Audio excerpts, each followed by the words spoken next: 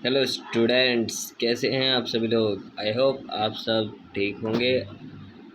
सो आज हम करने वाले हैं बायो इन्फॉर्मेटिव्स का यूनिट 3 सीक्वेंस अलाइनमेंट। तो आई होप आपने पिछले 2 लेक्चर्स देख लिए होंगे एंड उनका रिवीजन वगैरह सब कुछ कर लिया होगा। इन दिनों मैंने एक पोस्ट डाला था, उसमें मैक्सिमम लोगों ने अभी तक 6 PM का पोल में 6 PM का आंसर पोल में पार्टिसिपेट करा है। तो 6 PM अभी मैक्सिमम चल रहा है। मैं देखता हूँ ये वाला जो लेक्चर है ये तो आप देख ही रहे हैं कि ये कितने बजे आएगा। जो नेक्स्ट लेक्चर है वो देखते हैं। अगर वोटिंग वगैरह चेंज होती है तो लेक्चर उसी टाइम पर ये आएगा, कॉन्सेप्ट ऑफ जेनेटिक्स का। मैंने सोचा कि एक एक लेक्चर सीरीज़ बनाते हैं, एक टाइम पर एक क्लास होगी दमदार 1 घंटे की, ताकि आप सभी लोग एक सब्जेक्ट भी ठीक से कवर कर ले। ठीक है। और वो जेनेटिक्स की सीरीज़ कुछ ऐसी वैसी नहीं होने वाली कि मतलब ऐसे बुक से मतलब मार्क करके बताऊंगा तुम लोगों को, ऐसी नहीं होने वाली वो सीरीज़। उस सीरीज़ में पूरा डेप्थ बाय डेप्थ में मेंशन करूंगा आपकी स्क्रीन्स पे, और क्या कहते हैं कि क्या है वो कॉन्सेप्ट, कैसे क्या होता है, क्यों आया वो कॉन्सेप्ट, क्या उसकी हिस्ट्री है, क्या उसके पर्सपेक्टिव्स हैं, क्या उसके PYQs कितने आ चुके हैं उस पर, वो सब हम उस पर डिस्कशन करेंगे। तो उसके लेक्चर्स स्टार्टिंग की डेट मैंने डाल दी है ऑलरेडी। आई होप आप सब लोगों ने देख ली होगी। तो जिनका भी जेनेटिक्स का टॉपिक कवर नहीं है या जिनके भी एग्ज़ाम्स है जून में जेनेटिक्स के, वो इस वीडियो को देखेंगे एंड आप शेयर कर सकते हैं अपने फ्रेंड्स के साथ इस वीडियो को, ताकि वो भी कॉन्सेप्ट ऑफ जेनेटिक्स समझ सके। इसके साथ साथ हम कोशिश करेंगे कि हम फर्दर सेकंड थर्ड ईयर के कोर्सेज़ को पूरा कराने की कोशिश करें, और साथ ही फर्स्ट ईयर के जो रिमेनिंग पोर्शंस हैं उनको भी। अब हम स्टार्ट करते हैं सीक्वेंस अलाइनमेंट। आज की इस वीडियो में थोड़ा ज़्यादा ही मैंने बोल दिया चैनल वगैरह के रिलेटेड, बट कुछ नहीं। स्टार्ट करते हैं। प्रीवियस यूनिट में आपने पढ़ा सीक्वेंसेस के बारे में, स्ट्रक्चर के बारे में, स्ट्रक्चर ऑफ प्रोटीन के बारे में और न्यूक्लिक एसिड्स के बारे में, जो अलोंग साथ में रहते हैं बायोलॉजिकल डाटाबेसिस के साथ। आप सब जानते हैं कि अमाइनो एसिड्स जो है वो बिल्डिंग ब्लॉक है प्रोटीन्स के लिए। इन जनरल कहूँ तो बहुत सी पॉपुलर लैंग्वेज एज अल्फ़ाबेट है, उसके कॉम्बिनेशंस है और प्रॉपर अरेंजमेंट है अल्फ़ाबेट का, जो फॉर्म करते हैं वर्ड, सेंटेंस और उनके साथ साथ उनका अप्रोप्रिएट मीनिंग, मतलब। ठीक है। तो लैंग्वेज हमारी मदद करती है कम्युनिकेट करने के लिए एक दूसरे से, कि हम अपडेट कर सकें अपनी नॉलेज। सिमिलरली जैसे अरेंजमेंट ऑफ अमाइनो एसिड्स है, the arrangement of amino acids हमें प्रोवाइड कराते हैं न्यूमरस फंक्शंस, जैसे कि proteins, enzyme, receptors etcetera. And biological systems में the arrangement of amino acids provide कराते हैं न्यूमरस फंक्शन, वो भी बायोलॉजिकल सिस्टम्स में। ठीक है। ये जो कॉम्बिनेशन होता है ना अमाइनो एसिड और न्यूक्लिक एसिड्स का, ये प्ले करता है बहुत ही एक मेजर रोल, वो भी एक प्रॉपर फंक्शनिंग में है, वो प्रोटीन और जीन्स का। और ये एक इंटरेस्टिंग बात है जानने के लिए कि जो स्पेसिफिक प्रोटीन है, सीक्वेंस है, वो बचा हुआ है सेम ही बहुत से ऑर्गेनिजम्स में, पर कुछ एडिशन, डिलीटेशन और इंसर्शन। एडिशन मतलब जो ऐड करते हैं, डिलीटेशन मतलब जो डिलीट हो चुके हैं, इंसर्शन जो अलग से इंसर्ट वगैरह कर रहे हैं, वो म्यूटेंट कॉपी को बनाते हैं, म्यूटेटेड करते हैं प्रोटीन को। ठीक है। अगर सीक्वेंस हमारा एग्जैक्टली सेम होता है किन्हीं दो डिफरेंट ऑर्गेनिजम्स पे, तो वो ऑब्वियस सी बात है कि वो प्रोटीन फंक्शन भी सेम ही होगा, क्योंकि दोनों ऑर्गेनिजम्स का सीक्वेंस सेम है तो प्रोटीन भी सेम ही होगा। अगर अलग है तो अलग होगा। तो various tools and software available है कंपेयर करने के लिए इन सीक्वेंसेस को। तो यहाँ तक आप लोगों को सब कुछ क्लियर होगा। अगर नहीं है तो इस वीडियो को क्या कहते हैं 2 बार क्या कहते हैं लेफ़्ट साइड पे डबल ट्रिपल टैप कीजिए, 10 या 20 सेकंड पीछे होगा, आराम से देखिए। इसके बाद में in both animals and plants में सेवरल प्रोटीन्स होते हैं और एंजाइम होते हैं जो इन्वॉल्व होते हैं हमारे बायोकेमिकल पाथवेज में, सिग्नलिंग पाथवेज में और अदर फंक्शंस में। अगर हम कंपेयर करें सीक्वेंसेस ऑफ प्रोटीन को और जीन्स को, वो भी किसी भी अनदर एनिमल के साथ या स्पीसीज़ के साथ, उसे हम सीक्वेंस कंपैरिजन कहेंगे। कंपेयर करने को सीक्वेंस कंपैरिजन कहेंगे। और अगर हम चले सीक्वेंस के बारे में और जानने के बारे में कि अलाइनमेंट क्या होता है, टाइप्स क्या होते हैं, एल्गोरिथम क्या होता है, क्या क्या इन्वॉल्व होता है, क्या क्या हम इससे समझ सकते हैं थ्योरीज से, वो सब हम इस चैप्टर में जानेंगे। तो बढ़ते हैं आगे। आगे का इतना कुछ इसमें लिखा नहीं है, मैंने जो आपको एक्सप्लेन करना था वो मैंने कर लिया है, ठीक है। इसके बाद में सीक्वेंस, सिमिलैरिटी, आइडेंटिटी और होमोलॉजी। इन जनरल में सिमिलैरिटी, आइडेंटिटी और होमोलॉजी में लुक अलाइक मतलब सेम भी हो सकता है, अलग भी हो सकता है, but there is a lot of difference. इनमें ना अलग अलग तरीके का डिफरेंस आ जाता है इन सीक्वेंसेस में समझने से रिलेटेड। जैसे कि हम अज्यूम करते हैं डैट अमाइनो एसिड मैच करता है with a word as amino acid. It means कि ये जो इसका एक एक लेटर है इस वर्ड का, वो 100% मैच कर रहा है ऊपर वाले वर्ड से, समझ सकते हैं। जैसे कि ये नीचे एक एग्जांपल दे रखा है, अमाइनो एसिड सीक्वेंस 1 हो गया, अमाइनो एसिड 2 सीक्वेंस 2 हो गया। इन दोनों को हम मैच कर सकते हैं सेम वे में, ठीक है। यहाँ पे थोड़ा सा मैं आप लोगों को बता देता हूँ, ये यहाँ तक आपको क्लियर है। अभी थोड़ा क्या कहते हैं यहाँ पे मैं मार्क वार्क नहीं कर सकता, उसका थोड़ा सा इश्यू चल रहा है, वो मैं जल्दी ही सॉर्ट आउट कर दूँगा, ठीक है।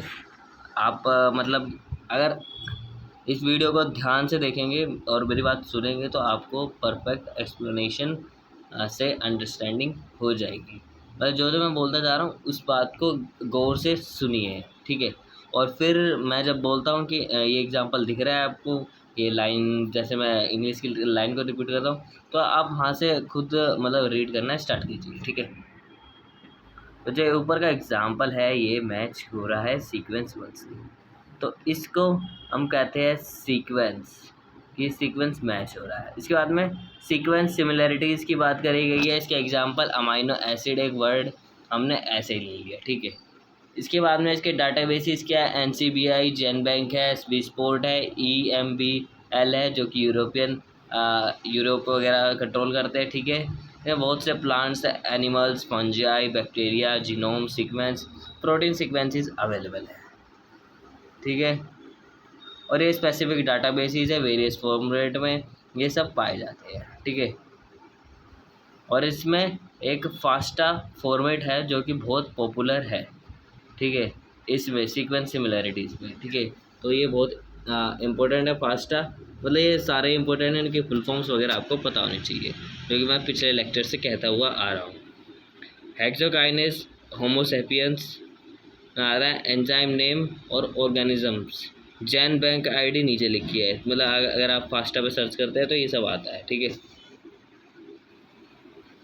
अब जैसे मान लीजिए एक एग्जांपल ले लेते हैं, जैसे मान लीजिए ATCGGC। अब ATGC क्या है ये किसी को नहीं पता तो मैं बता देता हूँ। ये नाइट्रोजिनस बेसिस है अपने, जो कि DNA में यूज़ करते हैं हम, ठीक है। ये हमें क्लास 12 मोलिकुलर बायोलॉजी में सिखाया गया था, ठीक है। ATCGGC सीक्वेंस 1 हो गया, ATCGCG सीक्वेंस 2 हुआ।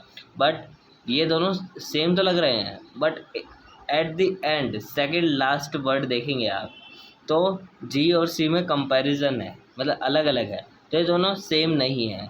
तो ये मतलब हम कह सकते हैं कि ये अलग अलग है, there is a mismatch, but chemical properties of C और G सिमिलर है सीक्वेंस में, ठीक है। तो मतलब दोनों सिमिलर नहीं है, ये इनका मिसमैच कॉन्सेप्चुअल है, ठीक है।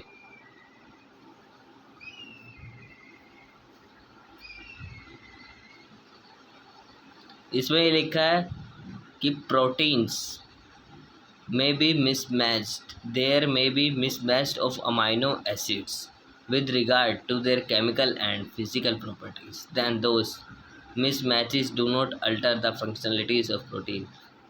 ये जो मिसमैचेस है ये अल्टर नहीं करता है फंक्शनलिटी ऑफ प्रोटीन्स को, ठीक है। हमने एग्जांपल देखा हिस्टोन 1 जो एमंग अलग अलग मैमल्स में होता है, डिफरेंट मैमल्स में। तो जो अमाइनो एसिड्स है कांस्टेंट है थ्रू आउट अलाइनमेंट से, इन्हें कंजर्व्ड रेजिड्यूज कहते हैं। और अमाइनो एसिड जो वेरी करते हैं अलाइनमेंट के साथ वो नॉन कंजर्व्ड होते हैं, मतलब जो अलाइनमेंट के साथ चलेगा वो नॉन कंजर्व्ड होगा, और अगर जो अलाइनमेंट के साथ नहीं चलेगा कांस्टेंट रहेगा वो कंजर्व्ड रेसिड्यूज हो जाएगा, ठीक है। यहाँ पे दे रखा है कि कंजर्व्ड क्या है, नॉन कंजर्व्ड क्या है।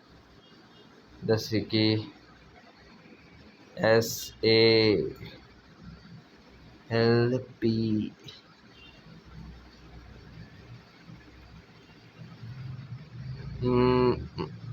अलाइनमेंट का अगर आपको ठीक से समझना है तो आप इसका साइट पे जाके सोर्स से पता कर सकते हैं कि कैसे क्या हो रहा है, ठीक है। मतलब इसमें इतना बताते नहीं है बैचलर्स में कि मतलब क्या हो रहा है क्या नहीं हो रहा, नहीं तो बंदे कंफ्यूज हो जाते हैं और फिर पढ़ना भूल जाते हैं, ठीक है।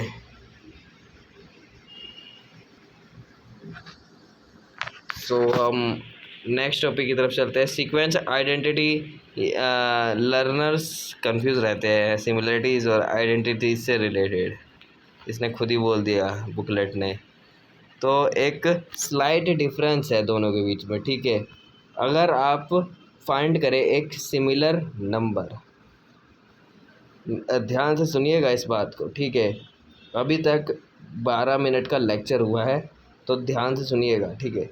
सीक्वेंस आइडेंटिटी मैं टॉपिक करा रहा हूँ, पिछला जो टॉपिक हुआ वो थोड़ा इजी वे में था। अब ये जो कन्फ्यूज़न वाला टॉपिक है ये मैं आपको अच्छे से समझा रहा हूँ, तो आप ठीक से सुन लीजिए। अपना जो भी पेन कॉपी वगैरह खोल के बैठे हैं उसको थोड़ा देर के लिए साइड कर दीजिए, ठीक है। स्क्रीन पे ध्यान दीजिए, ठीक है। सुनिए अब, there is a slight difference between both of them यानी कि सिमिलरिटी और आइडेंटिटी के बीच हल्का सा डिफरेंस है। अगर हम सिमिलर नंबर को ढूंढे न्यूक्लियोटाइड्स के और अमाइनो एसिड्स हैं जो दो सीक्वेंसेस के बीच में है सेम पोजीशन पे, उसे हम आइडेंटिटी कहेंगे, ठीक है। वापस से सुनिए, if you find a similar number of nucleotides, अगर आपको कोई सिमिलर नंबर मिलता है न्यूक्लियोटाइड्स में, या मान लीजिए अमाइनो एसिड्स है, मतलब 2 सीक्वेंसेस है, ठीक है, 2 सीक्वेंसेस है, उसमें अमाइनो एसिड्स है और उसी में सेम पोजीशन पे जो अमाइनो एसिड्स है वो सेम है, तो वो मतलब दोनों अमाइनो एसिड एक ही पोजीशन में आपको देखने के लिए मिल रहे हैं दोनों सीक्वेंसेस में, तो वो आइडेंटिटी हो गया कि आइडेंटिकल है। वो पता लग रहा है कि अमाइनो एसिड दोनों एक ही जगह पर है अलग अलग चेन्स में। और इन अदर वर्ड्स में जो करैक्टरिस्टिक्स और फीचर्स है सीक्वेंसेस के वो मैच कर रहे हैं एग्जैक्टली बिटवीन 2 डिफरेंट सीक्वेंसेस में। मतलब ये कहना वही चाह रहा है कि जैसे कि मान लीजिए 2 बंदे खड़े हैं एक ट्रेन में और 10 बोगी है अलग अलग अब पैरेलल वे में, बट जो दोनों बंदे हैं वो बोगी नंबर 8 में है, मतलब अलग अलग ट्रेन में, तो वो दोनों सिमिलैरिटीज़ में आ गए, मतलब दोनों है तो अलग ट्रेन में बट सेम बोगी में पाए जाएंगे वो। तो ये हो गया आपका आइडेंटिटी, ठीक है। सिमिलैरिटीज़ डिस्क्राइब करती है रिसेम्बलेंस बिटवीन सीक्वेंसेस में, ठीक है। तो मतलब सिमिलैरिटीज़, अब सिमिलैरिटीज़ की बात करेंगे, ठीक है। आइडेंटिटी तो आपको समझ आ गई कि आइडेंटिटी क्या है, कि दोनों उसी जगह पे पाए जाएंगे। सिमिलैरिटीज़ डिस्क्राइब करती है रिसेम्बलेंस बिटवीन सीक्वेंसेस, सीक्वेंसेस के बीच में क्या रिसेम्बलेंस हो रहा है, उसके बीच में जो भी चीज़ें चल रही है दोनों सीक्वेंसेस के बीच में, उसको हम सिमिलैरिटीज़ कहेंगे। मतलब जो सीक्वेंस 1 काम कर रहा है वो सीक्वेंस 2 कर रहा है, तो दोनों सिमिलैरिटीज़ में आ जाते हैं। ठीक है, सिंपल वे में इतना ही था। एग्जाम्पल दे रखा है DNA polymerase sequence of hepatitis virus consider करता है सीक्वेंस और align with separate sequence of database. जब sequence was subjected to alignment, both query और subject sequence similarities and identity percentage इतना होता है, तो वो सब इसमें कंसिडर होता है। तो ये एग्जांपल दे रखे डीएनए का। डीएनए में भी बहुत सी सिमिलरिटीज़ होती है और डिससिमिलरिटीज़ होते हैं, कहीं पर अलाइंड होता है, कहीं पर सेम रहता है। तो ये इसका डाटाबेस रिपोर्ट दे रखी है। इसका लिंक नहीं है इधर पे, होता तो मेंशन होता। बाकी सीक्वेंस आइडेंटिटी की डिफाइन कुछ ही है। इसके बाद में सीक्वेंस होमोलॉजी की बात करते हैं। एक सिंपल वर्ड होमोलॉजी जो डिस्क्राइब करता है similarities due to shared ancestry. मतलब सिमिलैरिटीज़ कैसे होगी कि उनके एंसेस्टर्स कहीं ना कहीं मैच हो रहे हो, ब्लड रिलेशंस, इस वजह से। तो ये जो कॉमन टर्म्स है ये यूज्ड होते हैं बायो इन्फॉर्मेटिव्स में, जब हम कंपेयर करते हैं दो या दो से ज़्यादा सीक्वेंसेस को, प्रोटीन्स को और न्यूक्लियोटाइड्स को, तो सीक्वेंसेस ऑफ प्रोटीन्स को और न्यूक्लियोटाइड्स को, ये सब हम होमोलॉजी वगैरह देखते हैं क्या होता है। इसके वेरियस रिलेशनशिप है बिटवीन सीक्वेंस होमोलॉजी और साथ में respect to protein stability and functionality में इसके अलग अलग रिलेशनशिप है। तो ये जो भी हम इम्पोर्टेंट चीज़ें जान रहे हैं, ये जान रहे हैं हम सीक्वेंस होमोलॉजी के बारे में कि होमोलॉजी सेम एंसेस्ट्रल वगैरह के बारे में है, सीक्वेंस प्रोटीन कहाँ से हो रहा है, न्यूक्लियोटाइड कैसे क्या हो रहे हैं, ये सब हम जान रहे हैं। जैसे कि न्यूमरस वगैरह, मतलब जैसे कि ह्यूमन, कैट, बेल और बैट, इनमें कहीं ना कहीं सिमिलरिटीज़ आपको देखने के लिए मिलती है, कभी स्ट्रक्चर में, कभी किसी पार्ट में, कभी हॉर्मोन्स में, कभी क्रोमोसोम्स में, ये सब आपको सिमिलरिटीज़ देखने के लिए मिलती है। यहाँ पे थोड़ा सा डिफरेंस दे रखा है। Similarities refers to the likeness और percentage identity between two sequences. Homology में दे रखा है होमोलॉजी एंसेस्ट्रली होती है। ठीक है, मतलब सिमिलैरिटी वो होती है जो मतलब दो आदमियों में सेम चीज़ें देखने के लिए मिले, आदतें, और होमोलॉजी वो होती है जो एंसेस्ट्रली आपको देखने के लिए मिलती है। सिमिलैरिटी का मतलब होता है शेयरिंग स्टैटिकली सिग्निफिकेंट नंबर और बेसिस और अमाइनो एसिड्स। होमोलॉजी में दो सीक्वेंसेस होमोलोगस होते हैं, दोनों सेम होते हैं, पर अगर दे आर मतलब इनका कोई कॉमन एंसेस्ट्रल हो। ठीक है, जैसे कि मान लीजिए दो बंदे हैं, दोनों के सीक्वेंसेस 100% मैच वगैरह कर रहे हैं, तो ये समझ लीजिए उनका कोई कॉमन एंसेस्ट्रल क्या कहते हैं फादर है। ठीक है, ये जो डिफरेंस हो गया इधर से। अलाइनमेंट टाइप्स की बात करें, पेयर वाइज सीक्वेंस अलाइनमेंट हो गया एंड मल्टीपल सीक्वेंस अलाइनमेंट हो गया। पेयर वाइज सीक्वेंस अलाइनमेंट और मल्टीपल सीक्वेंस अलाइनमेंट।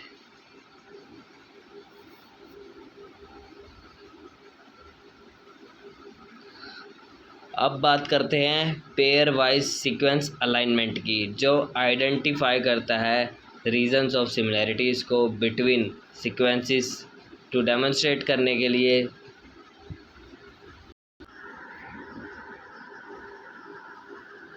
डेमोन्स्ट्रेट करता है फंक्शन स्ट्रक्चर ऑफ प्रोटीन्स और जीन्स, जो लीड करते हैं finding evolutionary relationship between two sequences में। जैसे कि सीक्वेंस 1 क्या दे रखा है आपको और सीक्वेंस 2 क्या दे रखा है, दोनों में सिमिलरिटीज़ है बट दोनों अलग अलग है, तो इसी को कहते हैं अलाइनमेंट वगैरह ठीक से मैच होना और सिमिलरिटीज़। इसके बाद में एक डॉट प्लॉट दे रखा है मैक्सिमम सिमिलरिटीज़ एंड डिससिमिलरिटीज़ फाइंड करने के लिए। डॉट प्लॉट, अगर एक अमाइनो एसिड एक सीक्वेंस से मैच करता है exactly with amino acid of another sequence, dot is kept in the respective box. मतलब दोनों अगर सेम मैच कर रहे हैं तो वो उस बॉक्स में डॉट है, तो जी मैच कर रहा है, ये इसके बाद में फिर एक गैप छोड़ के मैच कर रहा है, फिर ए अलग से, ठीक है। तो ये सब ऐसे मैच कर रहे हैं। तो ये यहाँ पे थोड़ा अलाइनमेंट वगैरह दे रखा है। अगर कोई भी न्यूक्लियोटाइड और अमाइनो एसिड मैच नहीं करता, देन द गैप नोटिस, देखा है आपने गैप वगैरह कैसे आ रहा है, ठीक है। ये ऐसे ही यहाँ पे दिखाया जा रहा है मशीनरी के द्वारा, जहाँ पे गैप वगैरह मैच नहीं कर रहा। डायनामिक प्रोग्रामिंग क्या होती है? ये एक मेथड है जो ब्रेक करता है, तोड़ता है प्रॉब्लम को इनटू स्मॉल सब प्रॉब्लम्स में और यूज़ करता है सॉल्यूशन के लिए, तो सब प्रॉब्लम को कंप्यूट करने के लिए, सॉल्यूशंस के लिए लार्जर वन। इसकी सम एल्गोरिथम नीडल मैन वंस और स्मिथ वाटरमैन जो यूज़ कर जाते हैं। या आप यूट्यूब वगैरह का भी लिंक दे रखा है इधर पे, आप देख सकते हैं कैसे होता है ये मेथड। ह्यूरिस्टिक मेथड दे रखा है, जब सिंगल सीक्वेंस होता है compared against whole database, heuristic method BLAST और फास्टा यूज़ करते हैं इन मेथड्स में। मतलब ये थोड़े टूल्स वगैरह हैं कंप्यूटेशनल, ठीक है। तो ये आप देख सकते हैं, ये ऐसा कुछ दिखता है इधर पे पूरा मल्टीपल सीक्वेंस अलाइनमेंट, जिसमें दो से ज़्यादा सीक्वेंसेस का आप कंपैरिजन करते हैं, उसको मल्टीपल सीक्वेंस अलाइनमेंट कहते हैं, ठीक है। समझ आ गई होगी इधर पे, बहुत सारे दो से ज़्यादा, ठीक है। लोकल एंड ग्लोबल अलाइनमेंट क्या होता है? ये अलाइनमेंट का टाइप्स है, ठीक है। Local and global. लोकल से तो समझ ही आ रहा होगा लोकल है, ग्लोबल से समझ आ रहा होगा कि फैला हुआ है, ठीक है।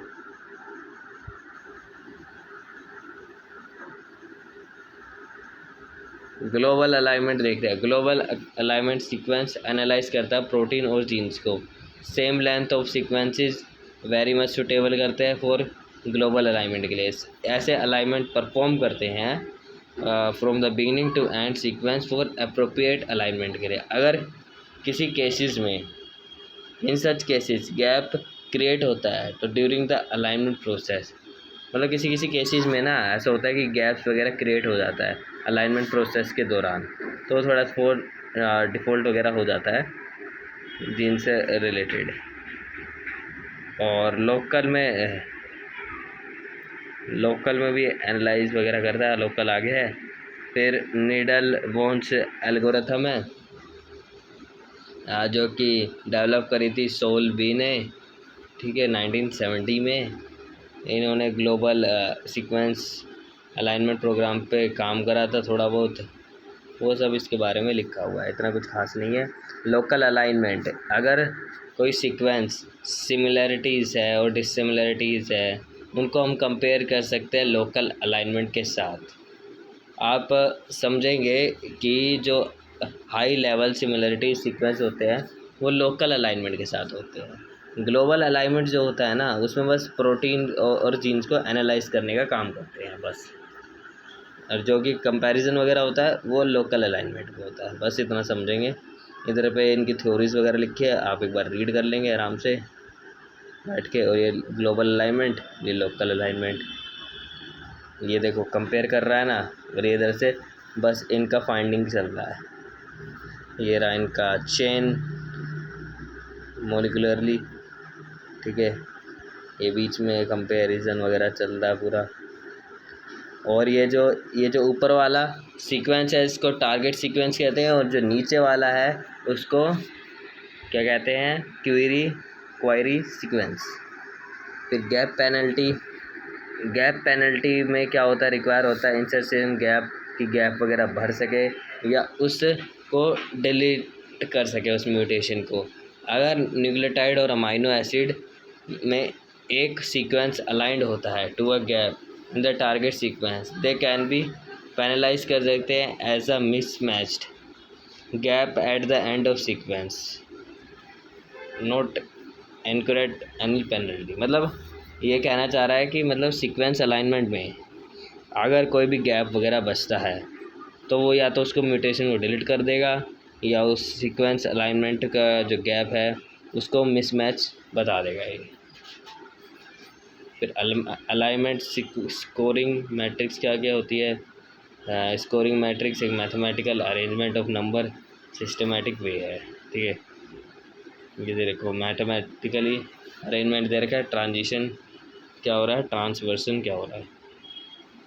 और ये एडिनाइन, गुआनिन, साइटोसिन और थायमिन के स्ट्रक्चर पूछ देता है, तो इनका स्ट्रक्चर बनाना आना चाहिए आप लोगों को, ठीक है। ये यहाँ पे दे रखा है, सेम बात है, तो आप ये अच्छे से कर लेंगे, ठीक है। प्राइमिडीन कौन से होते हैं और प्यूरिन्स कौन से होते हैं वो सब पता होना चाहिए। और साथ में यहाँ पे यूरासिल नहीं दे रहेगा, क्योंकि आरएनए की बात नहीं हुई, तो यूरासिल भी आप देख लेंगे।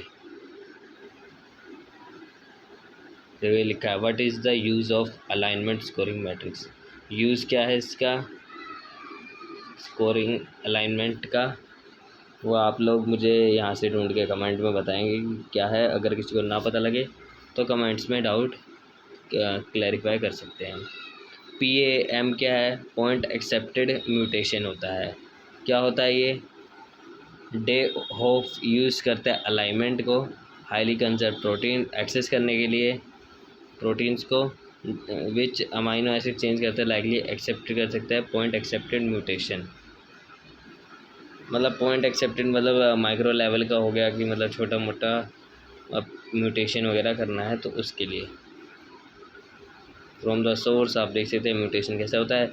ब्लॉसम में दे रखा है ब्लॉक सब्सटीट्यूशन मैट्रिक्स कि कैसे होता है ये मैट्रिक्स, ठीक है। इसके साइंटिस्ट ने क्या क्या खोज करी, स्टीवन ने और जॉर्जा ने करा था इसके बारे में खोज वगैरह। और ये जो ब्लॉसम है ये एक अनदर मैट्रिक्स है जो कि सीक्वेंस अलाइनमेंट के लिए यूज़ होता है, यूज़ फॉर सीक्वेंस अलाइनमेंट, ठीक है। ब्लॉसम भी सीक्वेंस अलाइनमेंट के लिए यूज़ हो रहा है। फुल फॉर्म वगैरह इंपॉर्टेंट है और इनके थोड़ा बहुत डिफरेंस कि क्या करते हैं। एक लाइन का इनका डेफिनेशन याद होना चाहिए ताकि एग्ज़ाम में आप लिख सकें और इनके डिफरेंसेस भी बता सकें। और there is a little bit difference है पाम और ब्लॉसम में, ब्लॉसम मैट्रिक्स में। मतलब पाम और ब्लॉसम मैट्रिक्स दोनों इसके अंदर ही आ जाते हैं, ठीक है, अलाइनमेंट स्कोरिंग मैट्रिक्स के, ठीक है। तो क्या डिफरेंस है इसके इनके बीच में, नोट एज एक्स्ट्रापोलेटेड, एक्स्ट्रापोलेटेड नहीं है, from comparisons closely related protein score matrix play a major role. All matches between sequences and mismatches are respectively same score होता है, but the different is for protein के लिए अलग अलग होता है substitution matrix for amino acid more complicated as compared, मतलब बहुत ही कॉम्प्लिकेटेड होता है कंपेयर जो करा था उससे भी ज़्यादा कि समझ ही ना आए न्यूक्लियोटाइड्स। तो अफेक्ट करता है फ्रीक्वेंसी को, कोई भी अमाइनो एसिड सब्स्टिट्यूट हो जाता है किसी और अनदर के साथ। मतलब इसका डिफरेंस यही है कि प्रोटीन के साथ आप अलग अलग कॉम्प्लिकेटेड चीज़ें होती है, तो प्रोटीन को समझना बहुत मुश्किल है। यही समझेंगे कि प्रोटीन के लिए अलग अलग होता है, सीक्वेंस बनाना बहुत ही डिफ़िकल्ट है। तो यहाँ तक सबको क्लियर है, इज़ दैट क्लियर या वापस समझाऊँ। चलो ये वाला टॉपिक रिपीट करते हैं कि यहाँ पे इसमें ज़्यादा बड़ा कोई कंपैरिजन है नहीं, क्लोजली रिलेटेड है प्रोटीन से रिलेटेड। ये प्रोटीन एक बहुत ही मतलब कॉम्प्लिकेटेड है कि कंपेयर करना, न्यूक्लियोटाइड्स को कंपेयर करो फिर अमाइनो एसिड को कंपेयर करो, तो ये बहुत ही अलग अलग है। कभी कभार ना करने पे ना तो मिस मैसेज वगैरह आ जाते हैं, जैसे -1 और -4 आ गया मिस मैच में, तो पेनल्टी वगैरह बहुत ज़्यादा हो जाती है, तो उसके लिए हमें उसे डिलीटेशन करना पड़ जाता है या कोई और नया ऐड कर जाना पड़ता है म्यूटेशन में। तो ये इनका डिफरेंसेस है।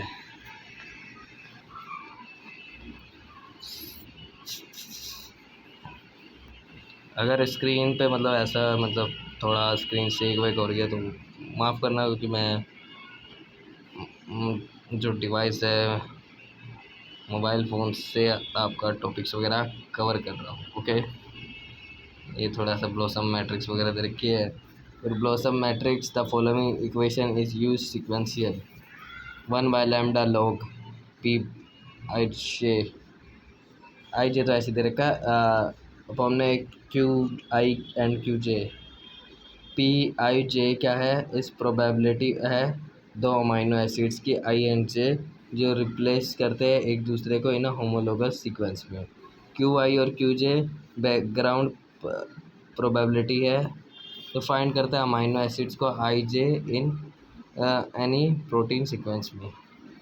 फैक्टर लैम्डा इस स्केलिंग फैक्टर है, ठीक है, जो कंटेन्स करता है कंप्यूटेशनल इंटीजर वैल्यूज़ को। मतलब इसका थोड़ा सा फॉर्मूला दे रखा है कि इसको अगर यूज़ करना है तो कर दो भाई। फिर ये जीनोम के बारे में दे रखा है, जीनोम का कैसे क्या यूज़ होता है, ये कंप्यूटर वाला, ठीक है। इसमें दे रखा है एक्सरसाइज 10 में आप पढ़ेंगे कि कैसे क्या होता है। फिर sequence alignment tool and software के बारे में बताएगा ये। ब्लास्ट और इसके टाइप्स। ब्लास्ट है basic local alignment search tool होता है। इसके 4 टाइप्स होते हैं, न्यूक्लियोटाइड, प्रोटीन, ब्लास्टेक्स, टी ब्लास्टन, ठीक है। प्रोटीन तो प्रोटीन के बारे में सर्च करेगा, न्यूक्लियोटाइड के बारे में, ब्लास्टेक्स के बारे में देखते हैं। देखो ये प्रोटीन के बारे में बता रहा है और ये न्यूक्लियोटाइड के बारे में बता रहा है। देखो इधर पे इसकी साइट्स पे जाओगे ना तो यहाँ पे दिखा भी देगा कि क्या क्या चीज़ें हो करते हैं ये। ब्लास्टेक्स यानी कि सर्च अगेंस्ट प्रोटीन सीक्वेंस के खिलाफ, ट्रांसलेट करता है न्यूक्लियोटाइड को उसके खिलाफ, ठीक है। और ये लास्ट वाला protein sequence search against translated sequence, मतलब ये प्रोटीन सीक्वेंस है जो कि मतलब सर्च कर रहा है जो भी ट्रांसलेटेड सीक्वेंस हो रखा है उसके अगेंस्ट में, ठीक है। तो इसमें EST, HTG blast databases located वगैरह करे गए हैं। और EST हमारा शॉर्ट सिंगल रीड cDNA है जो कॉम्प्लीमेंट्री DNA सीक्वेंसेस वगैरह को रीड करता पड़ता है, ठीक है। ये होता है EST, एक्सप्रेस सीक्वेंस टेक्स्ट, ठीक है। फिर स्मार्ट ब्लास्ट, मतलब ये बहुत सारे टाइप्स वगैरह बना रखे हैं, इसके बारे में एक बार रीड कर लेंगे तो समझ आ जाएगा। ये इसका स्क्रीन दे रखा है, सर्च टूल वगैरह, यहाँ से आप इसका डाटा वगैरह डाउनलोड कर सकते हैं। ब्लास्ट पूछा है क्या होता है, उसकी डेफिनेशन लिख देना और थोड़ा बहुत उसका टाइप्स वगैरह बता देना, या टाइप्स छोड़ो तुम बता देना कि ब्लास्ट का फंक्शन क्या है। ये प्रोग्राम कंपेयर करता है न्यूक्लियोटाइड और प्रोटीन सीक्वेंस को और कैलकुलेट करता है statistical significance of matches, discuss होता है अलाइनमेंट सेक्शन में। और ये यूज़ होता है इनफर फंक्शनल और revolutionary relationships between sequences as well as gene families के मेंबर्स को आइडेंटिफाई करने के लिए। यानी कि आप बेसिकली कह सकते हैं कि ये प्रोग्राम बस कंपेयर करता है न्यूक्लियोटाइड और प्रोटीन्स को, ठीक है, न्यूक्लियोटाइड और प्रोटीन्स को। वेट अ सेकेंड, इधर पे थोड़ा सा इशू हो गया था, ठीक है। हाँ, इधर से अब आगे बढ़ रहे हैं हम। क्लस्टल W इतना कुछ खास है नहीं, अगर आगे देखने के लिए मिलेगा तो हम करेंगे। मतलब एक सॉफ्टवेयर है जो कि साइंटिस्ट ने रिलीज़ करा था, ठीक है। क्लस्टर 4 रिलीज़ हुआ था। ये इंट्रोड्यूस करा रहा है फाइलोजेनेटिक ट्री को रिकन्स्ट्रक्ट, ठीक है। DNA वगैरह के बारे में खोजबीन करते करते साइंटिस्टों ने बहुत सारी चीज़ें डिस्कवर कर डाली भाई, मानोगे नहीं तुम लोग, ठीक है। और इधर पे हमारा ये वाला चैप्टर ख़त्म हो चुका है। अब देखते हैं कौन सा आता है। मोलिकुलर फाइल फॉर्मेट के बारे में, फास्टा क्या होता है, जैनबैक, PPT सॉफ्टवेयर के बारे में बताएगा। ज़्यादातर तो कुछ है नहीं। फास्टा फॉर्मेट ज़्यादातर यूज़ करते हैं बायो इन्फॉर्मेटिव्स पे, ठीक है। जैसे कि वो डाउनलोड करे थे पिछली बार, एग्जाम्पल दे रखा है इसका, एनवेलप प्रोटीन होता है ये। मतलब ये सॉफ्टवेयर यूज़ करोगे जब भी पता लगेगा, ऐसे तो नहीं पता लगेगा। जैनबैक और PPT NCBI स्पेशली मेंटेन करता है इन दोनों को, ठीक है।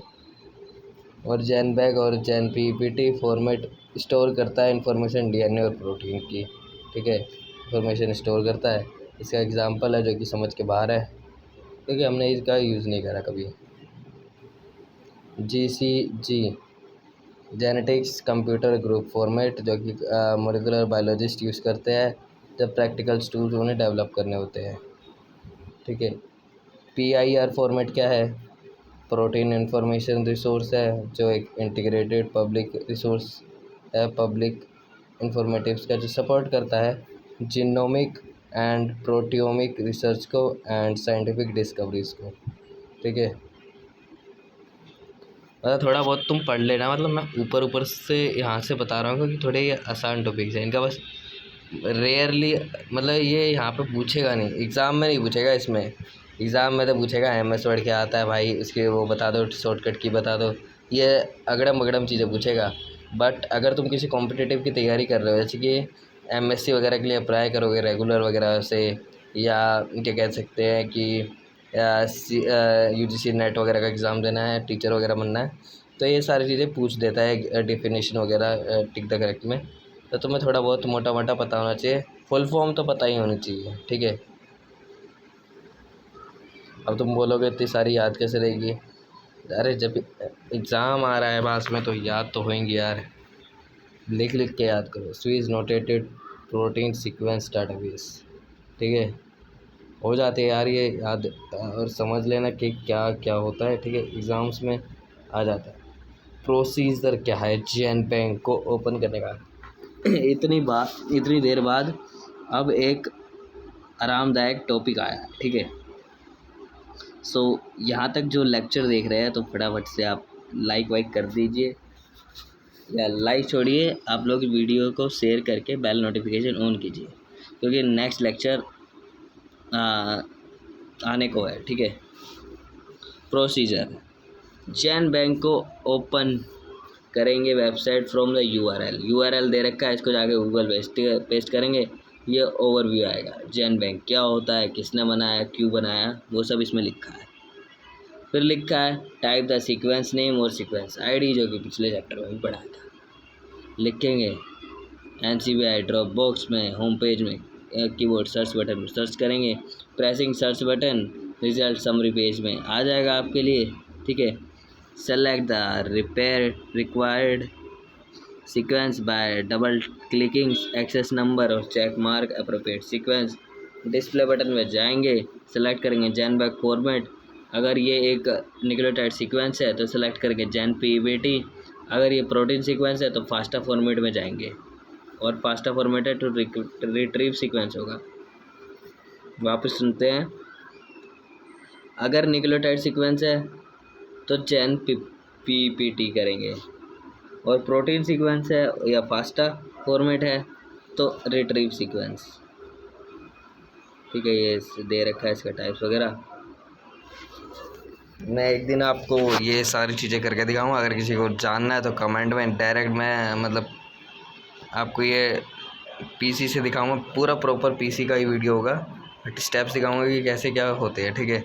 Molecular viewer by visualisation software पे मोल वगैरह कैसे यूज़ हो रहे हैं वो सब इसमें दिखाया गया। प्रोसीजर, ये एक काम करते हैं ना, इसके लिए एक अलग से सेपरेट वीडियो बनाते हैं, क्योंकि ये ना ऐसे समझ नहीं आएगा आप लोगों को। जो थ्योरेटिकल पार्ट था वो मैंने आप लोगों को समझा दिया, अगर प्रैक्टिकल देखना है इसका सो कमेंट करिए एंड वेट करिए। अगर इस वीडियो के नीचे अगर फटाफट कमेंट आ जाता है तो उसके नेक्स्ट डे ही मैं वो वीडियो लाने की ट्राई करूँगा 100%, ठीक है। 100% ट्राई करूँगा तो क्या कहते हैं कि 80% चांस होते हैं कि वो वीडियो आ ही जाएगी, ठीक है। सो यहाँ पर आपका ये कोर्स समाप्त होने की कगार पे है। एक लास्ट चैप्टर कौन सा है ये, इसको तो देखना ही भूल गए थे। BLAST suite of tools for pairwise alignment. Nucleotide BLAST के बारे में दे रखा है, सर्च करता है nucleotide database using nucleotide query. Protein BLAST दे रखा है, ये सब इसकी शॉर्ट डेफिनेशन समझ लो, यहाँ से तुम इनको बढ़िया तरीके से याद रख सकते हो, ठीक है। तो यहाँ पर मैं थोड़ा सा फ्रीज करता हूँ ताकि आप लोग ये स्क्रीनशॉट वगैरह ले सकें। ब्लास्ट एक्स सर्च करता है protein database using translate nucleotide. T blast x search करता है ट्रांसलेट न्यूक्लियोटाइड को using protein. T blast x search करता है ट्रांसलेटेड न्यूक्लियोटाइड यूजिंग ट्रांसलेटेड, देखो लास्ट वाला देखो, ट्रांसलेटेड न्यूक्लियोटाइड डाटाबेस यूज़ कर रहा है ट्रांसलेटेड न्यूक्लियोटाइड सर्च करने के लिए, ट्रांसलेटेड न्यूक्लियोटाइड को यूज़ कर रहा है, सर्च कर रहा है न्यूक्लियोटाइड, ठीक है, दोनों ही ट्रांसलेटेड है। प्रोसीजर क्या ब्लास्ट ओपन करने का, ये दे रखा, देखो भाई, फास्ट ओपन करने का, ब्लास्ट ओपन करने का। प्रोसीजर ही प्रोसीजर है भाई इधर। तो लैब में तो आना पड़ेगा। ख़त्म भाई, कुछ था ही नहीं। एक और चैप्टर है, multiple sequence alignment using cluster W. ठीक है, एमएस से प्रोसीजर दे रखा भाई, और कुछ है नहीं, चैप्टर ख़त्म है। अंडरस्टैंडिंग आउटपुट, आउटपुट तो जब निकलेगा जब हम इनपुट डालेंगे भाई इसमें। ठीक है, और कुछ है नहीं भाई पढ़ने लायक इसमें। तो ये आपका पूरा का पूरा कोर्स जो है ख़त्म होता है। ठीक है, सो मिलते हैं किसी और नेक्स्ट कोर्स वीडियो में। ठीक है, देखो एक वेट अ सेकेंड, मैं यहाँ पे इंडेक्स खोल लेता हूँ एक बार। देखो इंडेक्स में फर्स्ट यूनिट कंप्लीट है, सेकंड कंप्लीट है, थर्ड कंप्लीट है। ठीक है, तो मिलेंगे नेक्स्ट वीडियो में। तब तक के लिए आप लोग रिवाइज़ करें और बढ़िया तरीके से पेपर की तैयारी करें।